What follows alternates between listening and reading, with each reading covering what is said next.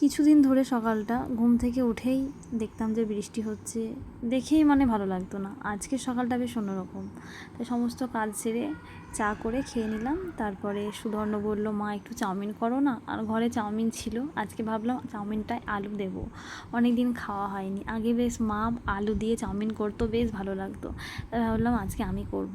আর এখানে ডিমের ভুজিয়াটা করে নিয়েছি। এখানে চাউমিনে জল ঝরানোর জন্য একটা ঝুড়ি রেখে দিয়েছি। চাউমিনটা আজকে খুব হালকাভাবে মানে সেদ্ধ করেছি। এর আগের দিন করেছিলাম কি বলো তো, বেশি সেদ্ধ হয়ে গিয়েছিলো বলে নাড়তে অসুবিধা হচ্ছিলো, খেতে অতটা ভালো হয়নি। আর আজকে চাউমিনটা দেখো কি সুন্দর ঝরঝরে হয়েছে, দেখতেও ভালো লাগছে, অবশ্য খেতেও ভালো লাগবে।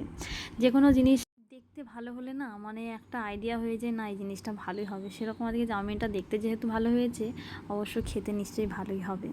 তা যাই হোক, এবার দুপুরে রান্না করতে হবে। তার জন্য আজকে পাঙাশ মাছ নিয়েছি 1 কেজি মতো। এটা আমার তোমাদের দাদাভাই সুধন্য পছন্দ করে, কিন্তু মা এই মাছটা খায় না। তো আমি ভুলে গিয়েছিলাম তো যে মা খায় না বলে, তাহলে অন্য একটা মাছ নেওয়া হতো। অন্য মাছ নেওয়া হয়নি, তাই এতটা মাছ একদিনে রান্না করব না, ওই কারণে অল্প কিছুটা নিলাম রান্না করার জন্য। কিছুটা ফ্রিজে রেখে দিয়েছি। এই মাছ ভাজার আগে একটু তেল দিয়ে দিলাম, তাতে লবণ হলুদ, তারপরে ভালো করে মাখিয়ে নিয়ে এবার ভাজবো। আর এটাও না বেশ ফাটার ভয় থাকে, ওই কারণে ঢেকে ঢেকে ভাজছিলাম, এত ভয় লাগছিল। তো সুধন্য সকালে খাওয়ার সময় হয়ে গেছে, ওকে ভাত দিয়ে দিয়েছি, তার সাথে মাছ ভাজা আর একটু আলুর চচ্চড়ি।